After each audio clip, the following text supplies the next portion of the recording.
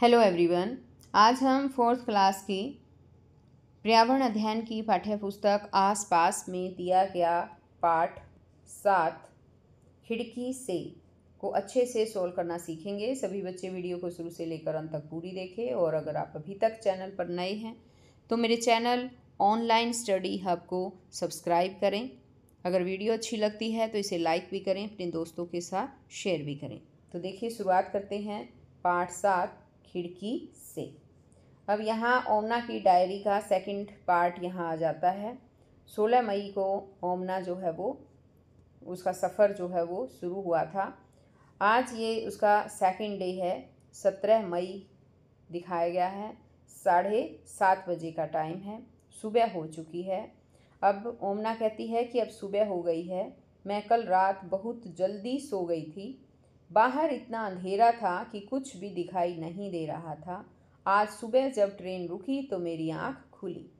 बाहर प्लेटफार्म पर लगे बोर्ड पर लिखा था मडगांव। अप्पा ने बताया कि अब हम गोवा राज्य में हैं। हमने स्टेशन पर उतरकर चाय पी और अपनी पानी की बोतलें भी भर ली। ट्रेन फिर चल पड़ी और बाहर का नज़ारा देखने लायक है। चारों तरफ हरियाली है।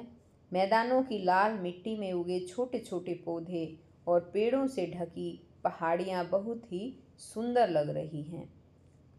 यहाँ पर देखिए, ये दृश्य दिखाया गया है। अब आगे ये कहती है कि कभी कभी छोटे तालाब दिखाई पड़ते हैं। बहुत दूर पहाड़ियों के बीच पानी दिखाई दे रहा है। मुझे पता नहीं कि वहाँ नदी है या समुद्र। हवा ठंडी है, अहमदाबाद की तरह गर्म नहीं। ट्रेन अभी अभी एक रेलवे फाटक से गुजरी। दोनों तरफ फाटक के पार बसों, कारों और ट्रकों, साइकिल, स्कूटर, रिक्शा, बैलगाड़ी, तांगे में बैठे लोग ट्रेन के गुजरने का इंतजार करते दिखाई दिए। कुछ लोग तो अपनी गाड़ियों के इंजन बंद भी नहीं करते। यहाँ पर देखिए, रेलवे फाटक का ये चित्र दिखाया गया है। यहाँ पर जितनी भी चीज़ें उसको दिखाई दी, जैसे बस, car, truck, cycle, scooter, rickshaw, बैलगाड़ी, तांगे, तो इसने कहा कि सब इंतज़ार करते हुए दिखाई दे रहे थे कि कब यहाँ से गाड़ी गुजरेगी और कब ये जो है फाटक खुलेगा और ये क्रॉस करेंगे। अब ये कहते हैं कि रेलवे फाटक पर कितना धुआं। यहाँ है कि कुछ लोग तो अपनी गाड़ियों के इंजन बंद भी नहीं करते। अभी एक बार इसको बता देती हूँ। ये कहती कि कई बार कुछ लोग तो अपनी गाड़ियों के इंजन बंद भी नहीं करते। रेलवे फाटक पर कितना धुआं और कितना ज़्यादा शोर था। मैंने देखा कि कुछ लोग बंद रेलवे फाटक को नीचे से झुककर भी पार कर रहे थे। तो ऐसा हम देखते हैं ना बच्चों, कई लोग रेलवे फाटक जब बंद होता है तो उसके नीचे से झुककर पार कर लेते हैं, लेकिन ये काफ़ी खतरनाक होता है। इससे लोगों की जान भी जा सकती है। तो इसमें इसने लिखा है कितना खतरा है ये है। तो ऐसे हमें बिल्कुल नहीं करना चाहिए। जब फाटक बंद हो तो फाटक के खुलने का इंतज़ार करना चाहिए। आगे है, कभी कभी हमारी ट्रेन दूसरी ट्रेन के बिल्कुल पास से गुजरती है। मैंने और उन्नी ने डिब्बे गिनने की कई बार कोशिश की, पर दोनों ही ट्रेन इतनी तेज़ चल रही थी कि हमारी गिनती कभी भी मेल नहीं खाई। गड़बड़ ही हुई। ओमना ने पहले और दूसरे दिन खिड़की से बाहर जो नज़ारा देखा उसमें क्या अंतर है। तो पहले दिन जो ओमना ने देखा था कि ओमना ने सूखे और भूरे मैदान देखे थे, लेकिन दूसरे दिन उसने लाल मिट्टी वाले हरे खेत देखे। पहाड़ियों के बीच पानी दिखाई दे रहा था। ओमना ने रेलवे फाटक के दोनों तरफ कौन कौन से वाहन देखे जो पेट्रोल और या डीजल से चलते होंगे। तो उसने बस और ट्रक देखे जो डीजल से चलते हैं, स्कूटर, कार, मोटरसाइकिल देखी जो पेट्रोल से चलते हैं। इन वाहनों से शोर और धुआं क्यों हो रहा था? इन वाहनों से शोर और धुआं इसलिए हो रहा था क्योंकि कुछ लोगों ने अपनी गाड़ियों के इंजन बंद नहीं किए थे। आगे यहाँ नेक्स्ट क्वेश्चन है कि वाहनों के शोर और पेट्रोल डीजल की बचत के लिए हम क्या कर सकते हैं, चर्चा करें। तो इसके लिए समय समय पर अपने वाहन की सर्विस करवानी चाहिए। पहला तो ये है। दूसरा है सिग्नल पर इंतज़ार करते समय इंजन बंद कर देना चाहिए। तीसरा है पब्लिक ट्रांसपोर्ट का प्रयोग करना चाहिए। पब्लिक ट्रांसपोर्ट का मतलब है जैसे बसें हैं, मान लो हमें कहीं जाना है तो सरकार के द्वारा चलाई हुई बसें हैं, प्राइवेट बसेस भी हैं, तो उन्हें उनका जो है यूज़ करना चाहिए, न कि अपना निजी वाहन ले जाएं। आगे इसमें है चर्चा करो। कुछ रेलवे फाटक तब भी पार करते हैं, कुछ लोग रेलवे फाटक तब भी पार करते हैं जब वो बंद होता है। तुम इसके बारे में क्या सोचते हो? तो इसके बारे में यही सोचना है बच्चों कि ये खतरनाक होता है। जब रेलवे फाटक बंद होता है तो हमें कभी भी रेलवे फाटक पार नहीं करना चाहिए। रेलवे फाटक के खुलने का हमें इंतज़ार करना चाहिए। आगे आ जाती है। अब यहाँ 17 मई को ही 8:30 बजे का सीन यहाँ दिखाया गया है।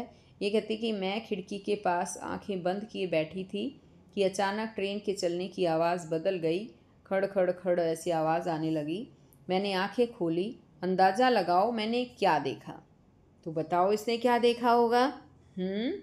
हाँ, नदी के ऊपर कोई पुल बना हुआ होगा और पुल से जो है पुल के नीचे से जो है वो ट्रेन जा रही होगी। तो ये कहती कि हमारी ट्रेन नदी के ऊपर बने पुल से जा रही थी। नदी के ऊपर कोई पुल बना था और वहाँ से ट्रेन जा रही थी। कितना बड़ा था वह पुल। पुल पर से जाते हुए ट्रेन के पहियों की आवाज़ भी कितनी अलग होती है। मैंने खिड़की से नीचे झाँका तो मुझे बहुत डर लगा। पटरी के नीचे ज़मीन तो थी ही नहीं, केवल पानी ही पानी था। नदी में कुछ नावें दिखाई दे रही थी और किनारे पर ही कुछ मछुआरे। मैंने उन्हें हाथ हिलाकर इशारा किया, पता नहीं वे मुझे देख भी पाए या नहीं। ट्रेन के पुल के साथ साथ दूसरे वाहनों के लिए एक और पुल भी बना हुआ था। वह इस पुल से अलग तरह से बना था। मुझे लगा कि हमारे जैसे पुल के ऊपर से जाने में ज़्यादा मज़ा है। अब आगे इससे क्वेश्चन दिए गए हैं कि क्या तुमने पुल देखे हैं, कहाँ देखे हैं। तो इसमें अगर पुल देखे हैं आपने लिख सकते हैं हाँ, और कहाँ देखे हैं उसका आंसर आपको यहाँ पर लिखना है। क्या तुम कभी किसी पुल से गुजरे हो, कहाँ गुजरे हो, ये आंसर आपको देना है। पुल किस पर बना था, तुम्हें पुल के नीचे क्या दिखाई दिया। तो ये सब आंसर जो है बच्चों आपको खुद देने हैं। आगे है पता करो पुल क्यों बनाए जाते। तो इसका आंसर मैं बता देती हूँ कि नदी, रेलवे लाइन या किसी व्यस्त सड़क को पार करने के लिए उनके ऊपर पुल बनाए जाते हैं। अब 17 मई को ही है, 17 मई है और 11:30 बजे हैं। ये कहती कि पिछले कुछ घंटे बहुत ही मज़ेदार रहे। नाश्ता करने के बाद मैं ऊपर अपने बर्थ पर लेटकर कॉमिक पढ़ने लगी। बाहर बहुत तेज़ धूप खिली थी। अचानक बिल्कुल अंधेरा हो गया। थोड़ी ठंड भी लगने लगी। मैं बहुत डर गई।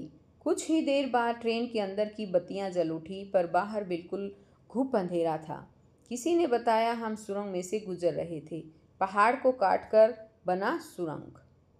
ऐसा लग रहा था जैसे सुरंग खत्म ही नहीं होगी। जैसे अचानक अंधेरा हुआ था वैसे ही पहले की तरह भरपूर रोशनी हो गई। यहाँ पर देखिए, ये दिखाया गया है। यहाँ पर ट्रेन गुजर रही है और ये कहती है कि पहले काफ़ी अंधेरा था, ऐसे लग रहा था ये अंधेरा ख़त्म नहीं होगा, लेकिन फिर भरपूर रोशनी हो गई। खिड़की से बाहर चमकती धूप, रोशनी और हरियाली थी। ट्रेन सुरंग से बाहर निकल चुकी थी। अप्पा ने बताया कि हम पहाड़ से दूसरी तरफ पहुंच गए हैं। तब से अब तक हम 4 और छोटी सुरंगों में से गुजर चुके हैं। अब जब मैं सुरंग के बारे में जान चुकी हूँ मुझे डर नहीं लगता बल्कि मज़ा आता है। आगे क्वेश्चन है, क्या तुम कभी किसी सुरंग से गुजरे हो, तुम्हें कैसा लगा। अगर गुजरे हैं तो लिखेंगे हाँ, अगर नहीं तो फिर नहीं लिख सकते हैं। कैसा लगा, बहुत मज़ा आया या मुझे बहुत अच्छा लगा। तो इस तरह से आपको अपने आंसर लिखने हैं। आगे है गोवा से केरल तक के रेल के रास्ते में 92 सुरंगें और 2000 पुल हैं। तुम क्या सोचते हो, इतनी सुरंगों और पुलों के होने के क्या कारण हो सकते हैं। तो इनके कारण है क्योंकि गोवा से केरल तक के रास्ते में बहुत सी पहाड़ियाँ व झीलें आती हैं। पुलों और सुरंगों से इन्हें जल्दी पार किया जा सकता है। अब आगे क्वेश्चन है इसमें कि ओमना ने पुल के नीचे जो नज़ारा देखा उसे पढ़कर उसका चित्र कॉपी में बनाओ।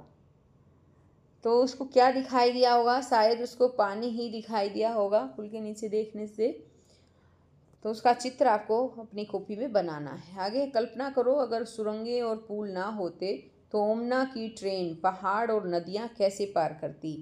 ओमना की ट्रेन पहाड़ और नदियों को पार नहीं कर पाती। अब आगे यहाँ है 17 मई का टाइम, यहाँ पर 12:15 बजे का टाइम है, 12:15। इसने कहा है कि अब दोपहर हो गई है। हमने उडुपी स्टेशन से जो गर्मा गर्म इडली वड़ा ख़रीदा था उसे खाया। वहाँ से हमने केले भी खरीद लिए थे। वे थे तो बहुत छोटे छोटे पर थे बहुत स्वादिष्ट। बाहर का नज़ारा फिर बदल गया है। अब हम हरे भरे खेत और बहुत सारे नारियल के पेड़ देख पा रहे हैं। अम्मा ने बताया कि यहाँ चावल की खेती होती है। बाहर सब कुछ अलग दिखाई दे रहा है, यहाँ के गांव और यहाँ बने घर। जानती हो यहाँ के लोगों का पहनावा भी अहमदाबाद के लोगों से अलग है। ज़्यादातर लोग सफ़ेद या करीम रंग की सूती धोती और साड़ियाँ पहने हैं। अहमदाबाद से हमारे साथ चले बहुत से लोग बीच के स्टेशनों पर उतर गए, कुछ और लोग चढ़े भी हैं। शाम 6 बजे तक कोझिकोड पहुँचेंगे। सुनील का परिवार वहाँ उतर जाएगा। हमने एक दूसरे का पता ले लिया और अहमदाबाद में मिलने की योजना भी बनाई है। तुम्हें भी सुनील और एन से मिलकर अच्छा लगेगा। आगे फिर क्वेश्चन दिया है कि तुम घर में कौन सी भाषा बोलते हो। तो आप जो बच्चों घर में भाषा बोलते हो वो आप लिख सकते हैं। जैसे मैंने लिखा हिंदी। आप कोई और भाषा बोलते हैं, जैसे पंजाबी है आपकी, हरियाणवी है, गुजराती है, मराठी है या राजस्थानी है, तो आप वो लिख सकते हैं। आगे है गुजरात से केरल पहुंचने तक ट्रेन हमारे देश के किन किन राज्यों से गुजरी, पता करो और सूची कॉपी में लिखो। तो ट्रेन जो है गुजरात से चली थी, उसके बाद महाराष्ट्र पहुंची, फिर गोवा, कर्नाटक और फिर केरल। क्या तुमने नारियल पानी पिया है, कैसा लगा, चर्चा करो। तो हाँ लिख सकते हैं ना, अगर नारियल पानी पिया है और वो मीठा होता है तो मीठा लगा लिख सकते हैं। नारियल के पेड़ का चित्र बनाओ और उस पर चर्चा करो। तो ये काम आपको खुद करना है बच्चों, नारियल के पेड़ का चित्र बनाना है। अब आगे यहाँ पर है पता करो कि ये भाषाएं किन जगहों पर बोली जाती हैं। भाषा दे रखी है जहाँ बोली जाती है राज्य, तो जैसे मलयालम है वो केरल में बोली जाती है, कोंकणी गोवा, मराठी महाराष्ट्र, गुजराती गुजरात में और कन्नड़ कर्नाटक में। अब यहाँ पर फिर 17 मई टाइम है 9:30। ये कहती कि अब रात के 9:30 बजे हैं। अब कहती कि अब रात हो चुकी है। हमने अपना सामान संभालना शुरू कर दिया है। लगभग 3 घंटे में हमारा स्टेशन कोट्टायम भी आ जाएगा, वहाँ हमें उतरना है। आज रात को हम वलियम्मा के घर जाएंगे। वहाँ से सुबह बस में बैठकर अमूमा के गांव के लिए रवाना होंगे। सभी बहुत थक गए हैं। आज ट्रेन में हमारा दूसरा दिन ख़त्म होने को है। बाप रे, कितना लंबा सफ़र तय किया है हमने, पर मज़ा भी बहुत आया। अब मैं लिखना बंद कर रही हूँ। अमूमा के घर पहुँचकर ही फिर डायरी लिखूँगी। अब यहाँ पर इसमें लिखा है कि तुम इन्हें क्या कहकर बुलाते हो। माँ की बहन क्या लगती है हमारी, मासी लगती है, मौसी जी कहते हैं, तो ये मौसी जी लिख दिया। माँ की माँ को क्या कहते हैं, नानी जी। पिताजी की बहन को बुआ जी, पिताजी की माँ को दादी जी। तो बच्चों अब ये पाठ जो है हमारा यहीं पर ये ख़त्म होता है। नेक्स्ट वीडियो में मैं फिर आपके लिए नेक्स्ट चैप्टर नेक्स्ट पार्ट लेकर आऊँगी। तो हम फिर मिलेंगे नेक्स्ट वीडियो में नेक्स्ट चैप्टर के साथ। तब तक के लिए बाय।